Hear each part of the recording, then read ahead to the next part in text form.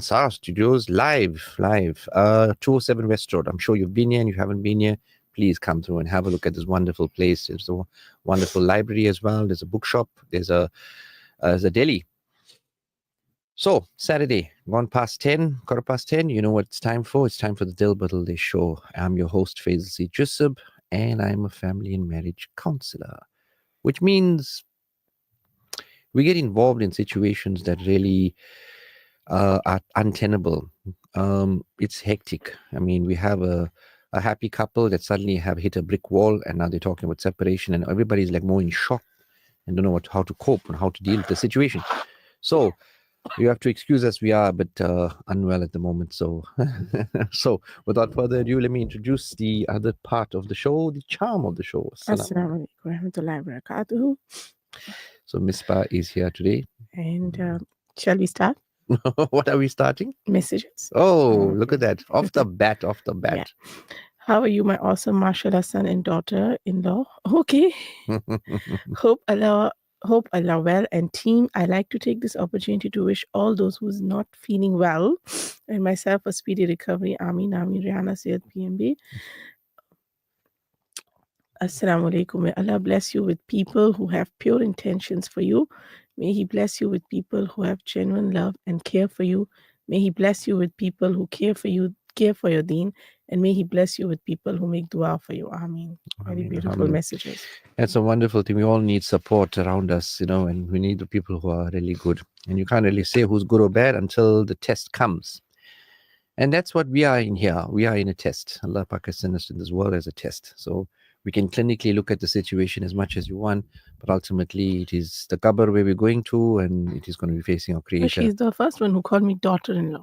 Okay. All the ladies. Chuffed out we.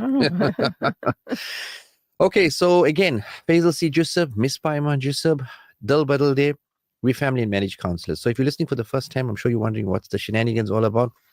Look, we've been doing the show for more than 15, 16 years now. We've done almost 800 shows, maybe more. But at the end of the day, it's making a difference. Whenever we meet people and they give us such amazing compliments, and I think they're very kind as well, not to criticize us. Maybe they'll say, you talk too much, you talk too fast, you eat your words. But people have wonderful things to say, and it's making a difference, alhamdulillah. So what is Dil Badalde, the show, all about? It's about you. It's about your smile, the difficulties that are faced in marriages, relationships, and in your personality, in your personal self. So last week we were talking about anxiety in marriage, and we were building it up from stress. For a few weeks now, we've been talking about stress in kids, because stressful situations are upon us now. There's matric exams, there's exams for your kids, and all the kids, they're looking at mommy and daddy, I don't know what to do, I'm blanking out. And then we must think, now what should we do? Now give them more badam, but it's too late for badam now, isn't it? Should have started in January. No, you don't sleep early, you see playing too many video games. Oh. But at the end of the day, it's stress. But what about our stress as a couple? And then what we do is we kind of like... I think there's another lot of stressful situations or events that's coming. That's a lot of weddings in December and January. That's true. A lot of people are getting married, alhamdulillah, making a good move, the right step. But preparation is necessary. But look, we'll talk about premarital and how important it is to be mentally prepared. Because your goal is important, but also what is vital is preparation. How are you going to get to your goal of happiness? It's a very stressful situation for parents. Because, I mean, they need to now give her a good send-off or get everything, the ceremony right, and everybody must be happy, and, it must be barakah. But we need to also mentally prepare our kids for the responsibility, which is the marriage. And that's not a 100-meter dash. That's a marathon that lasts a lifelong journey. All right, so we're talking about anxiety, and now today what we're going to talk about, unfortunately, is despondency and depression. And a lot of us could be in it and we don't even know about it. That means you could be bordering on depression, you could be bordering on despondency, you could be very sad, and it's very hard to function. You're pulling yourself out of bed every day. So that's where it's a problem. So when things go wrong in our life and we encounter difficult situations, we tend to regard the situation itself as the problem. I mean, that's the problem itself, isn't it? But in reality, whatever the problems is we experience, it comes from our mind. That means how we manage it. Because Rasulullah didn't have food. I mean, the Sahabas were in the valley there for 3 years, but how they coped with it. So a strong mind, a strong, assertive nature, a character that's strong, you can withstand any test Allah puts in front of you. And I know the tests are very difficult. In marriages, I know because I deal with this every single day. We have to deal with people that are breaking down. And Alhamdulillah, we're there to pick them up again and rebuild them. So if we were to respond to difficulties with a positive or peaceful mind, they will not be a problem for us. Indeed, we may even come to regard them as challenges or opportunities for growth and development. I mean, we might even look so positively at it. But sometimes when your heart is broken, then you're not going to look at it as growth. You're going to look at it as destruction, as the person broke you. But he didn't break you, he stretched you. I think that will be a better or more appropriate thing. So problem arises only if we respond to situations with a negative state of mind. Therefore, we won't want to transform our life and be free from problems. We must learn how to transform our mind from sufferings and problems and worries and happiness and pain.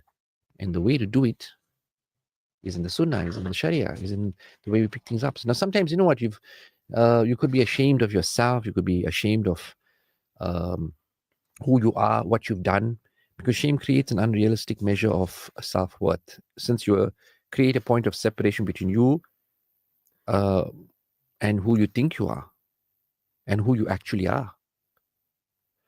This creates the basis for shame since you feel unworthy of measuring up to the image perpetuated in the mind. So you probably think of yourself as one person. Other people think of you the other person. That's number two. And third thing is the reality of who you really are. So we look at the reality, and that's how we do it. But these things affect you. The accumulation of shame can lead to depression and anxiety. Like maybe a person is very despondent or remorseful about what they have done in their youth. Then it could bring you sadness. For many people living this way may be considered normal since they have to contrasting reference. They have no contrasting references points, and that doesn't advise them to manage or how to control themselves. How should they really feel? You internalize your feelings and your emotions since you feel it inappropriate to be angry and sad and depressed otherwise, but you can't help it. A sense of sadness does penetrate, and you become that kind of a person. And then there's stress. Stress meaning you can't manage the situation, because it's a very common word used by a lot of us on a daily basis. I mean, traffic stresses us out, exams stress us out, relationships stresses us out. But what is stress? And is it normal to be stressed every day? Are we really stressed, or are we just saying it? What is stress? Stress is a normal physical response to events that make you feel threatened or scared in some way. When you sense danger of some kind, or defeat or loss, then you're going to respond with cortisol, with adrenaline, and and Allah Pak has created this thing so we can go into a level of emergency. But if you're stuck in that level of emergency for a very long time, then how are you going to cope? And we spoke about that in detail a month or so back, where we spoke about stress and how to manage your stress, because you could have memory problems, you could have the inability to concentrate, poor judgment, negative thinking, anxious racing thoughts, constant worrying, moodiness, agitation, sense of loneliness, isolation. You eat more or less than usual, sleeping more or less than usual, isolating yourself from others, procrastinating or neglecting responsibility. Stress has overcome you. And that's what happens. Misbah, how often is stress prevalent in society? Every day, all the time. That's how I see. It's got a lot to do with person's expectations. My life should be this way. My life should be that way. I shouldn't be suffering. And I think the best cure is in Quran. Mm-hmm. He's saying when somebody is depressed, they should read Surah Ad-Duha. Mm-hmm. And they say this surah was revealed to Prophet Muhammad SAW at the time when he had not received any revelation for 6 months. And he was very worried that maybe Allah Pak is angry with him or what. And then I think the surah was Revealed at the revealed. time. And yeah, It is a cure for depression and all that. depression, yeah. And I think Surah Rahman, Mm. that's also فبأي calms. آلاء ربكما تكذبان. Yeah, Surah Rahman is also very calming. Mm. But the problems do exist. I mean, like I was driving this weekend, in front of me, an accident happened. Alhamdulillah, there are no damage, nobody was hurt, just a small little prank. But I thought about it myself that, look, I was right there, what I witnessed. But I thought to myself, like, nobody was harmed. Small few scratches, unfortunately, rushing, stressful. One is going left, one is going right, one is looking left, one is looking right, and they meet in the middle. And it was a coming together. Luckily, no major damage. Nobody got harmed. They agreed to pull over to the side, and I drove past thinking, Alhamdulillah. But we can think every rose has its thorns. But what about if you look at every thorn has its roses? Nobody was harmed there. So one way to control your stress and vanquish all. Glass is half full or glass is half empty. What's in the glass? What's in the glass? What's Okay. happening there? You know what I mean? Apple juice or water. You gotta have to look at the situation productively, progressively, practically, and say, look, it was a coming together. And look, Islamically speaking, bala comes away because you don't know what is on you. And Allah, in His infinite mercy and wisdom, will take away things. But we get stressed out. We get anxious. Oh, I didn't need this now. Now, what am I going to do now? How am I going to fix this? Allah knows best. If Allah Pak was deciding now you need a brand new car, then He'll take this one away because you won't give this one away until Allah takes it away and then gives you another one. So, Allah has a plan for everything. And we have to uh, agree to that plan psychologically. Then only will we be able to release the stress and anxiety. But now, when we don't do that, then unfortunately it goes to desolation, despondency, and unfortunately So depression. let's come to the main point. Which is, Who gets more depression, men or women? I believe, woman. Women. It's a personal thing because I think there's too much of work on women. I mean, you all can multitask and you'll have these amazing abilities to do lots of things. So you can be a mother, a daughter-in-law, a wife, a daughter, a sister. You can be assisting everybody in your family and neglecting yourself. We see this way too often. Why I say women, not men, because men do have one coping mechanism. They go out in the world more often. A woman goes to work, right? She'll come back and then she has to get in the kitchen. A man goes to work, he comes back, the couch is waiting for him. It's not like he has to come home and 7 days a week he has to perform his duty as a housewife. So a woman will go out there and come there. Now, look, I'm not generalizing. Please forgive me. I'm not saying that on a general. It's just that from what I've seen, more women are in a dire situation of stress and anxiety because they have a stronger ability to cope. Also, I feel when women have stress, they would like to talk to somebody who will listen to her. And nowadays, you don't find many people who are really genuine or give her the right advice. Maybe just listen and don't advise. Sometimes this is the cure for a lot of ladies too. Well, the problem is that group therapy is something that's very addictive. So what happens now? The panchat corner Oh starts. my God. Right. So you're talking on WhatsApp and you have this group between your cousins and sisters, and always my husband is like this and my husband like that. So unfortunately, that now is a ribat situation Mhm. where you're like doing group therapy. So you have to find one individual with the pure intention of curing yourself. That's why the only thing left nowadays is for you to go to an elder. And if that's not going to work out because sometimes the elders overreact, right? Mm. Then you need professional help, especially if it's a situation that you can't manage.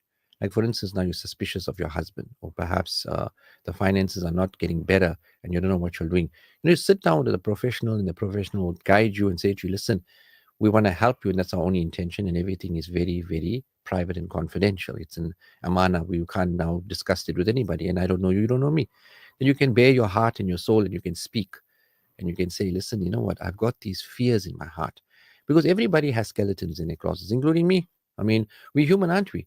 We have frailties and we have strengths. I know what you like to do when you're stressed. You like to go masjid Yeah. because you came out of maybe the house with the situation. Hmm. It helps you cope better. A lot Yeah, of men do that. They come because out and some men like to go play paddle maybe. Some men like to go exercise for a helps. drive.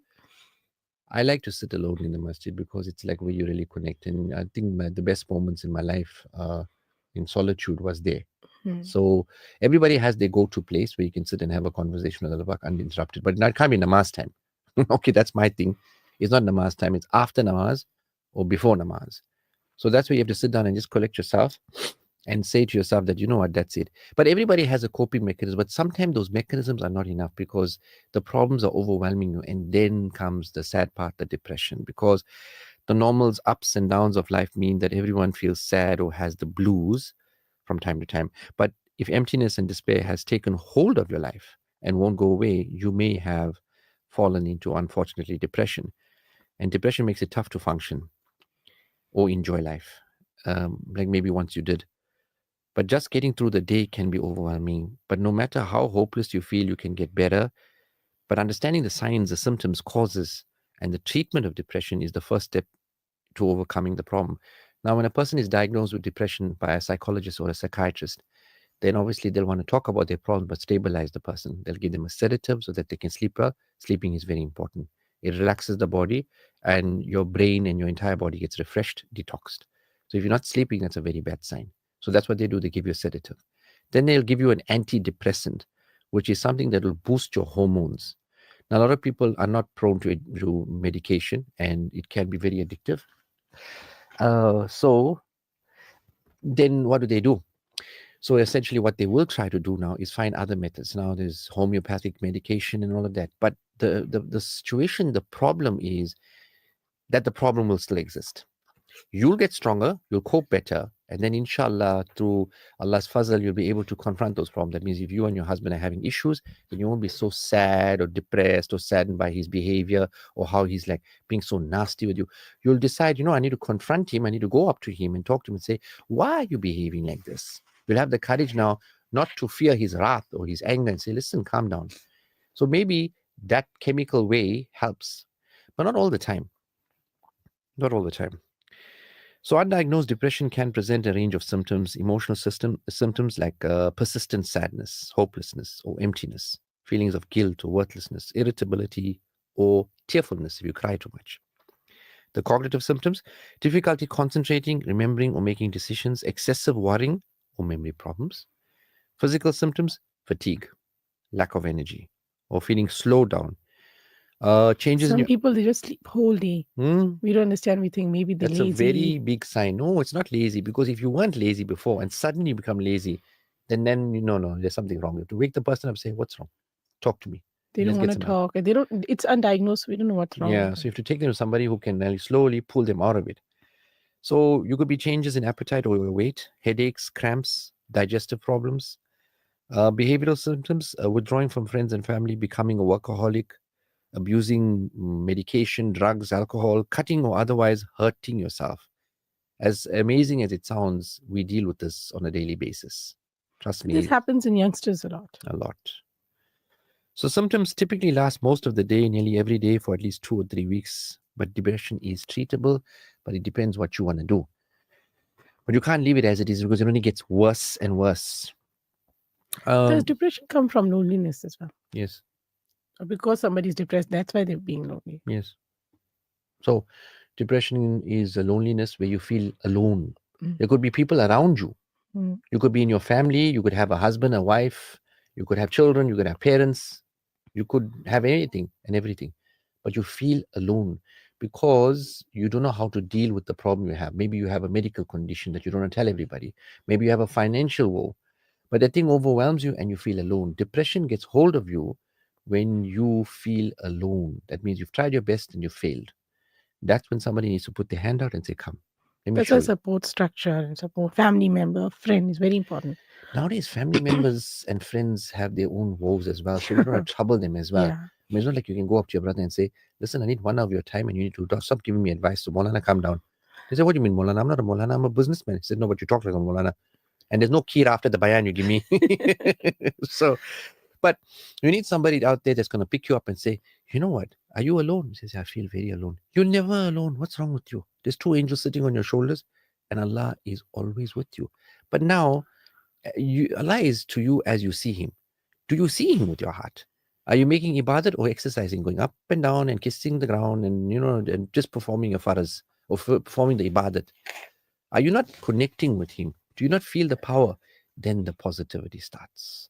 Then suddenly now you start seeing the ni'mats that Allah Pak has given you. You don't see the one problem you have. You see the 99 benefits that Allah Pak has given you. For instance, your children, they're smiling, they're happy, they're writing exams. Your wife is happy, she's in the kitchen, says, you want samosas? I made samosas today for you. And you're looking and smiling, and she's so impressed that she's going to give you samosas and tea. And you're smiling and say, look at her, how lucky I am. Look at this bundle of joy. She's smiling at me. Well, I gave it to you naan khatai. Oh, thank you. That's so nice. Dipping the naan khatai in Naan the tea.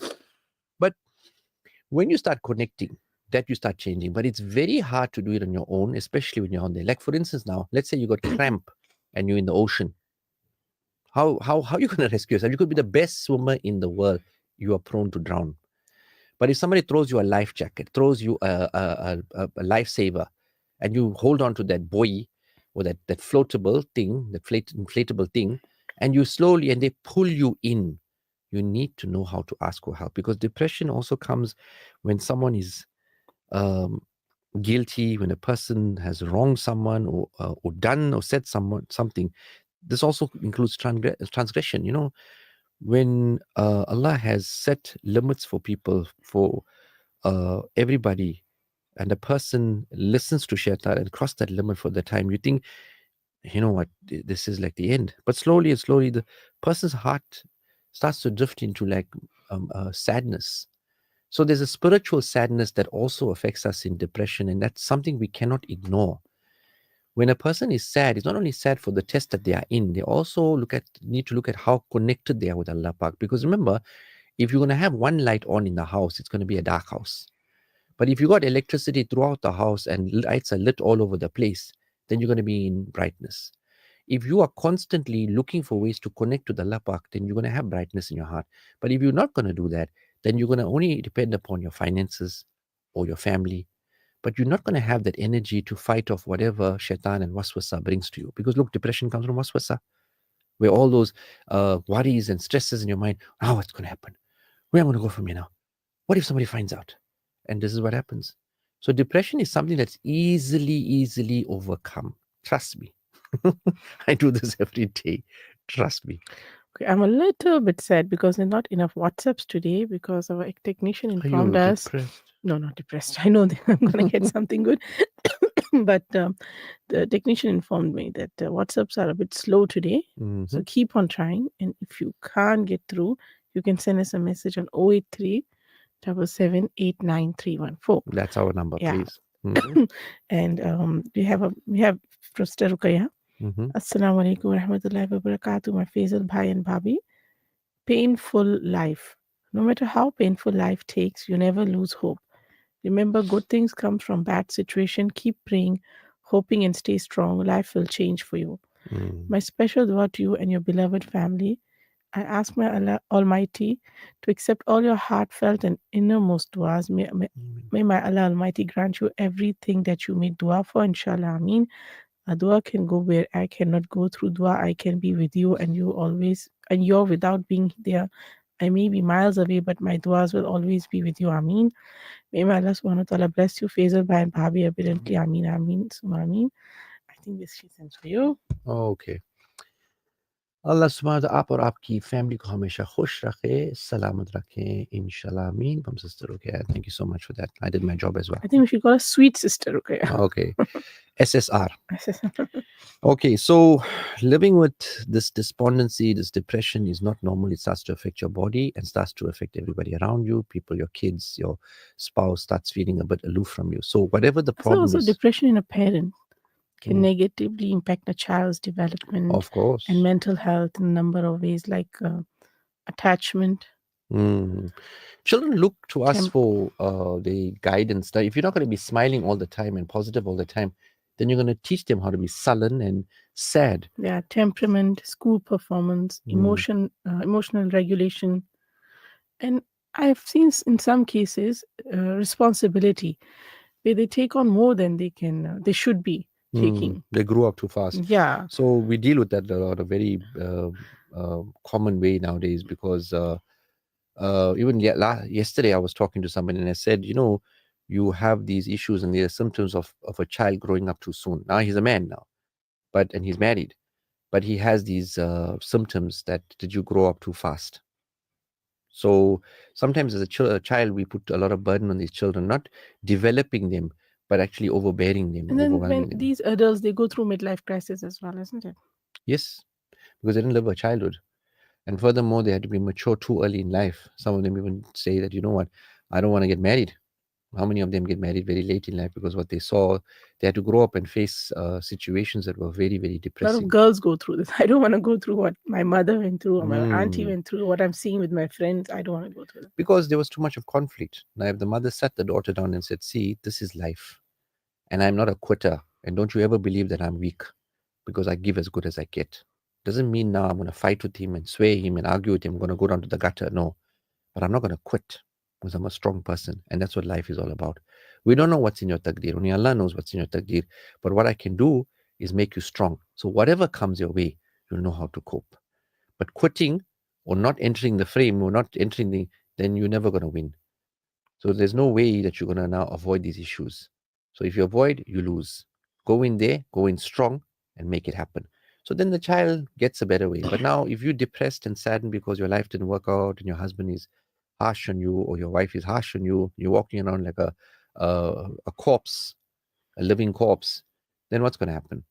What the children are going to see? They're going to see what kind of a place this is. I mean, it's like And then children are just sad. yeah, and they don't know why. They Then don't the know. school is asking questions like why the results are suffering, what's happening, and then you're creating a more problem. So what's wrong with you? What, you want a tutor now? Must put you on medication? Why are you not doing well? I have clients that say that for my childhood, I only remember the time when I went to school and what happened in school. When I came back home, I don't remember what happened. Because it was not happy. I was not happy. Yeah.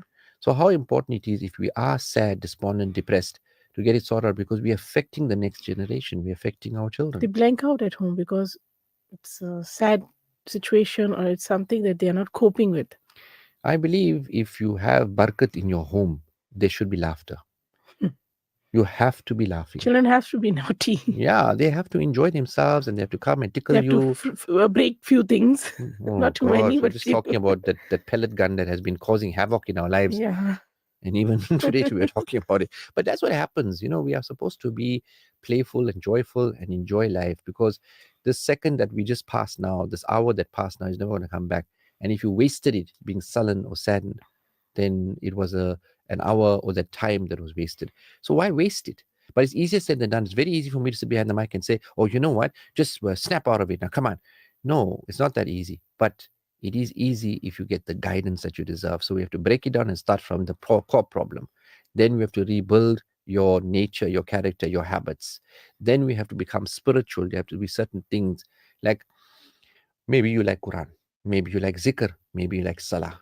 What do you like? You have to go to one particular ibadat. You're performing all the ibadats, but there's one ibadat that you do more. Maybe you like dua, maybe you like fasting. But whatever it is, it's going to give you a boost. It's going to make you feel confident. So then whatever comes your way, you know what you're going to say to yourself? Allah Pak is with me. What do I have to fear?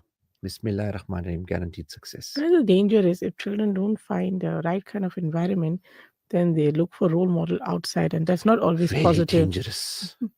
Very dangerous, because now on social media you got all these charlatans and fake people that are apparently influencing and doing all kinds of nonsense. Please, no, I'm not generalizing. There's some very good people out there that are doing amazing work, but there's a lot of bad people out there, and the chances of our children getting hooked onto bad people and learning all their bad habits, it is fundamental that your child follow you, but it is even more mandatory for you to lead by a good example.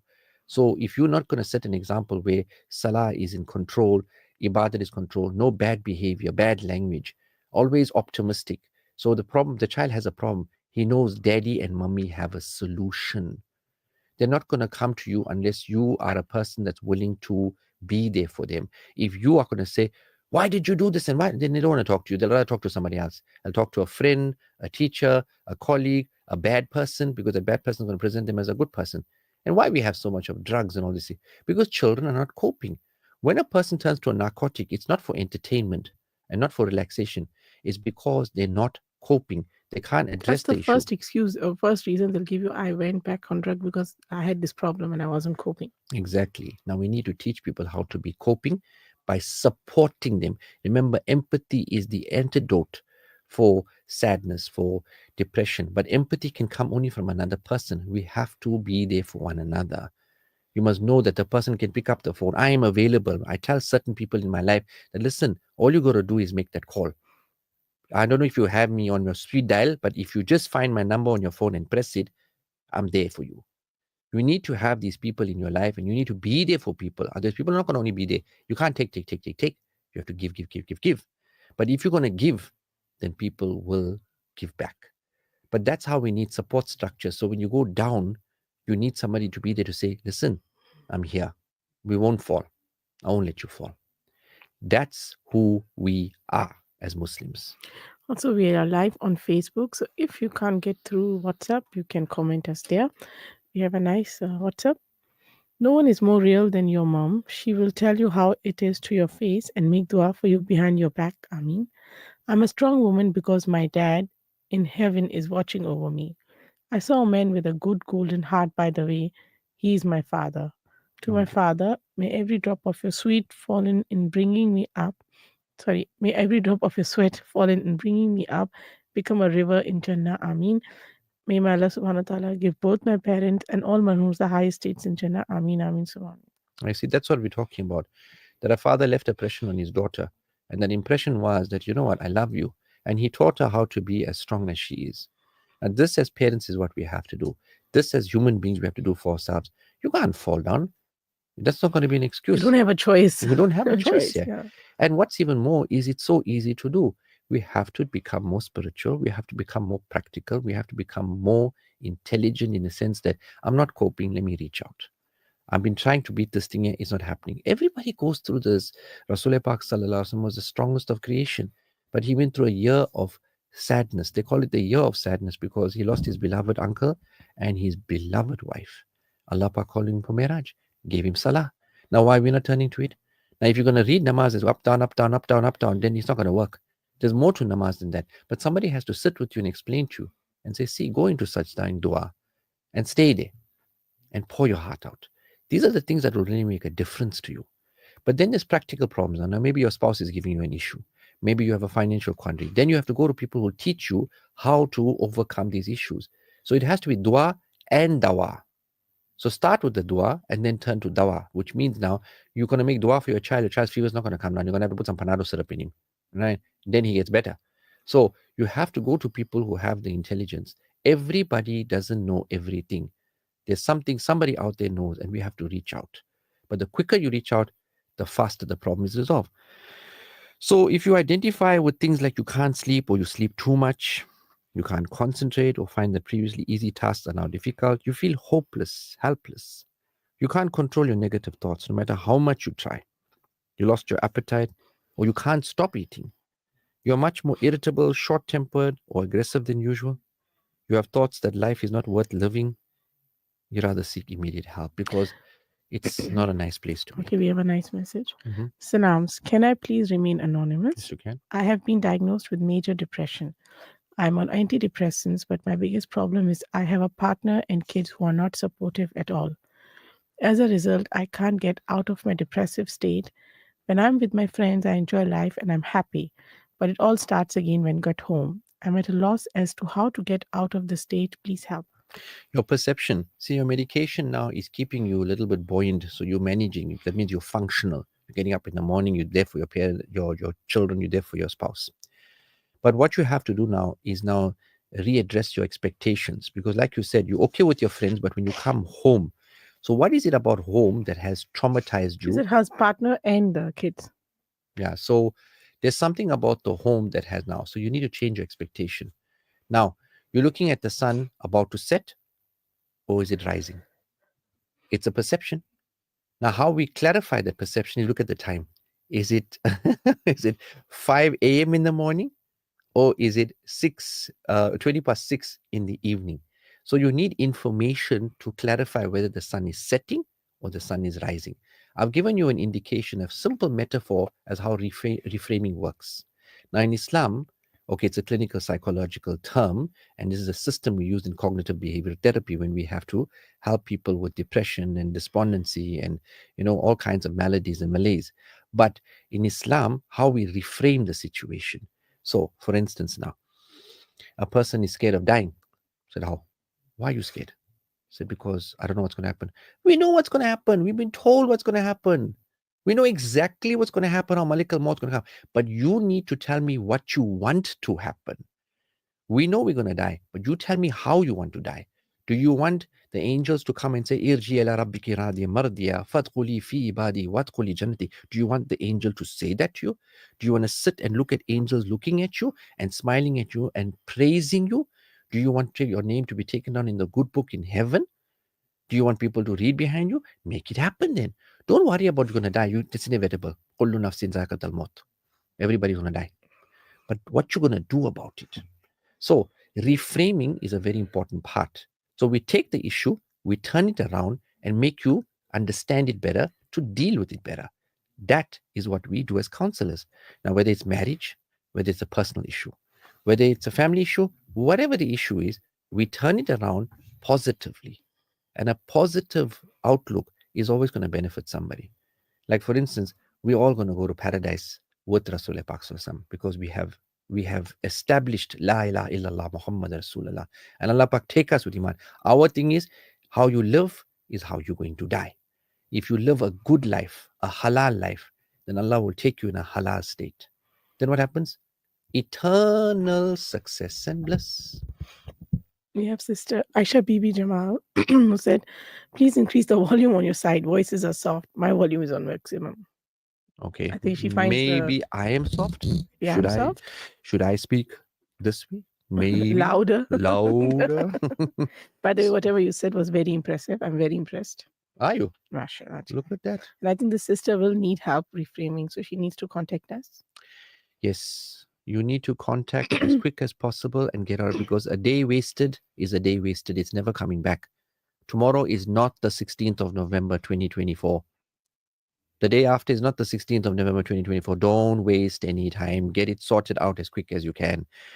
Think outside yourself. Ask yourself if you say what you're thinking about yourself to someone else, would it make sense? Stop being hard on yourself. Start saying, you know what, I'm stupid. I'm the idiot. I'm the one that's always making mistakes. Don't do that. That's what Shaitan does. He defeats you with hopelessness. Allow yourself to be less than perfect. It's okay. I mean, why are we so intent on being losers? The only losers are the people on the day of judgment, when our hands will be given to us and our books will be given to us in our right hands. Then we are successful. Let us never be, Allah Pak protect us from the people who get their books in the left hand or from the back. That is when you read Surah Waqia, Allah Pak speaks about that. And we must make dua, we mustn't be those people. Allah must accept our tawbah and He must accept our istighfar and give us the ability to do the right thing. So don't be a loser on that day. But yeah, if you lose, it's okay. Because it'll make you make sabr and say, Ya Allah, you didn't make me wealthy. You didn't make me healthy. You didn't make me this. You didn't make me that. But you know what, Allah Pak? You made me be with you. I'm happy. Okay, and SMS. Salams to you both. My niece was on leave. When returned to work, the staff were openly visible, unhappy with bloated expressions. The workplace does have toxicity, which is like a fungus. Some staff yo-yo with one group against the other. She did not expect that reaction. Something must have transpired, and she could be an impediment to something nefarious. The workplace as such leads to depression and stress. Yes, because you spend a lot of time there. You're absolutely right. It's a productive place. But what happens? People with their negative looks and their bad vibe. But now she needs to be a positive person. Ask her to dress in a very elegant way, but in a very halal way. Then smile as much as possible. Don't let the darkness overwhelm you. Greet people and smile at them. Compliment people. Soften them with the. So the yo-yoing people will come in your side and say, hey, you know what? She's such a nice person. She's always, you know what? She keeps the office buoyant. We're so happy she's back. Change people's opinion about you. Don't be a person who is affected by people. You affect people. Talk to your niece, build her up, tell her, go out there and conquer those people that are yo-yoing one way. Grab those yo-yos and wrap it around their neck and say, you know who I am? I'm the sunshine in your life. Come out there and make them. I'm a yo-yo expert. I'll take this yo-yo and I'll spin it. So give her that optimism. Talk to her in a way and say, see, don't let people get you down. Because people can do that. But start breaking them down. The yo-yos, get them, sort it out. Okay. So I don't know what you all thought about today, but at least as one person I can say is impressed. So, Alhamdulillah. right. Anyway,